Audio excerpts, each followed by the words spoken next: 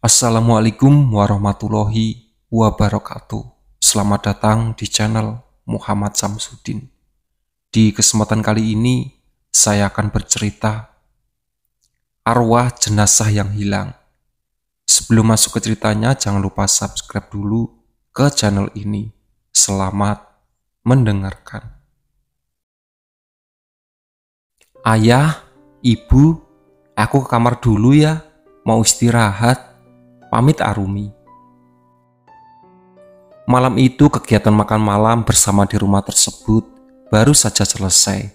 Meja makan sudah bersihkan oleh Arumi dan semua piring kotor juga sudah dicuci olehnya.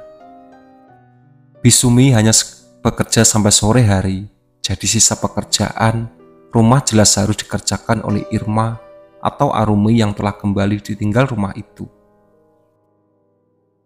Iya Cahayu, pergilah istirahat, jangan terlalu lama mengobrol dengan Nuning lewat telepon atau chat, biar kamu bisa cepat tidur, pesan Irma. Iya Bu, insya Allah aku akan mengobrol singkat saja dengan Nuning, janji Arumi. Arumi segera beranjak ke kamarnya dan menutup pintu di kamar itu dengan rapat. Tak lupa ia mengunci pintunya agar ia tidak akan bisa masuk tanpa izin. Setelah berada di kamar, Arumi segera meraih ponselnya yang tadi tersimpan di atas tempat tidur. Ia membuka beberapa pesan yang masuk dari Rifka, sahabatnya di Jakarta, dan membalas pesan itu sambil membuka jendela kamarnya agar angin yang masuk.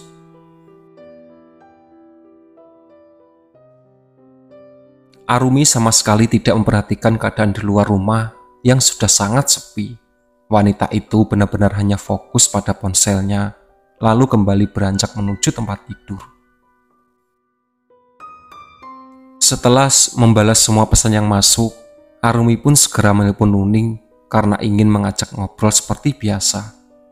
Nada sambung yang terdengar jelas membuat Arumi dengan sabar menantikan telepon yang diangkat. Halo, Assalamualaikum Rumi, sapa Nuning yang terdengar begitu senang. Waalaikumsalam Ning, kamu sudah selesai makan apa belum? Tanya Arumi. Sudah Rumi, baru saja selesai, jawab Nuning. Kalau salat isya sudah? Ya sudah juga. Oke bagus kalau begitu, ayo kita mengobrol, ajak Arumi. Terdengarlah suara tawa yang mendadak meledak di sebelah telepon itu. Arumi sampai harus menjauh ponselnya jenak dari telinga selama beberapa saat. Ketika Nuning tertawa lepas seperti biasa. Ya Allah Ning, ketawamu itu loh bisa menyaingi Mbak Kunti. Nanti Mbak Kunti bisa iksur kalau kamu berusaha menyaingnya. Celetuk Arumi sesantai biasanya. Hus, jangan ngomongin si itu, nanti kamu mendadak datangi baru tahu rasa. Lagi pula aku ketawa kan karena tingkah lakumu juga. Kamu itu dari dulu sama sekali tidak pernah berubah. Mau ngajak aku ngerumpi saja kok, harus selalu cek jadwal rutinitas dulu, saut Nuning setengah bercanda. Obrolan mereka berlanjut dengan lancar seperti biasanya, sampai pada akhirnya 1 jam kemudian Arumi melihat lampu di ruang depan dan tengah sudah dimatikan oleh ayahnya. Ia bisa melihat hal itu dari celah bawah pintu kamarnya yang menandakan bahwa saat itu sudah menunjukkan pukul 9 malam. Jadwal tidur malam yang rutin dilakukan oleh Irma dan Iksan. Sudah dulu ya Ning? Sudah jam 9 ternyata. Aku mau tidur dulu, pamit Arumi.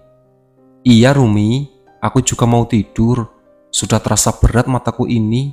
Kalau begitu, aku tutup ya teleponnya. Assalamualaikum. Waalaikumsalam Ning. Setelah sambungan itu terputus, Arumi pun segera menyimpan ponselnya ke atas nakas yang terlihat di samping tempat tidurnya. Baru saja ia hampir menarik selimut, terdengar suara orang yang sedang merintih di luar jendela kamarnya. Arumi jelas merasa penasaran dengan suara itu, karena sejak dulu dirinya tidak pernah mendengar suara-suara seperti itu ketika akan tidur. Ia pun segera bangkit dari tempat tidurnya dan berjalan menuju ke arah jendela kamarnya yang tadi sengaja dibuka. Arumi kini mulai melihat-lihat keadaan di luar rumah saat malam. Hal yang sudah lama tidak pernah ia lakukan selama 5 tahun ke belakang. Tidak ada siapa-siapa, aku mungkin hanya salah dengar tadi, gumam Arumi yang kemudian berbalik hendak ke tempat tidurnya.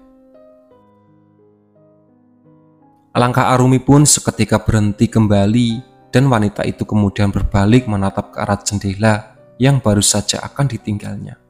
Betapa terkejutnya Arumi saat melihat sosok salah satu tetangganya yang dulu selalu dipanggil Bu Narsi. Sayangnya sosok yang Arumi lihat saat itu tidaklah sama seperti Narsi yang dulu sering ia lihat. Keadaan Narsi yang ia lihat saat itu sangatlah kacau. Kulitnya pucat, rambutnya yang panjang tergerai, berantakan sampai ke bagian perut. Serta kuku-kuku pada tangan Narsi tampak sangat hitam dan penuh darah. Bu Narsi? Arumi masih berusaha mengenali sosok yang dilihatnya. Nak, tolong ibu nak, sakit, tolong nak. Lirih sosok itu, sakit.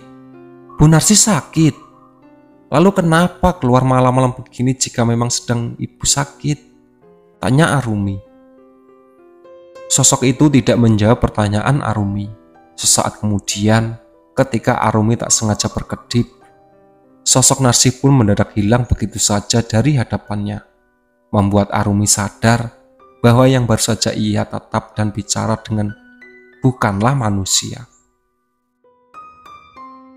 Suara getaran ponsel yang terletak di atas nakas pagi itu membuat Arumi segera bangkit dari tempat tidur dengan terpaksa. Halo, Assalamualaikum, sapa Arumi. Waalaikumsalam, kamu sudah bangun belum? Tanya Nuning. Sudah Ning, aku juga tadi sudah salat subuh kok. Cuma tadi aku tidur lagi setelah salat subuh. Semalam aku gak bisa tidur, jawab Arumi. Gak bisa tidur? Kok bisa? Kamu harus beradaptasi lagi dengan keadaan di sini gitu. Heran Nuning. Bukan Ning, bukan karena harus beradaptasi kembali kok. Semalam ada kejadian aneh yang ku alami. Kejadian aneh itu adalah penyebab aku tidak bisa tidur semalaman. Jelas Arumi, yang masih terbayang-bayang wajah Bu Narsi setelah lama ia tak lihat. Kejadian apa toh Rumi?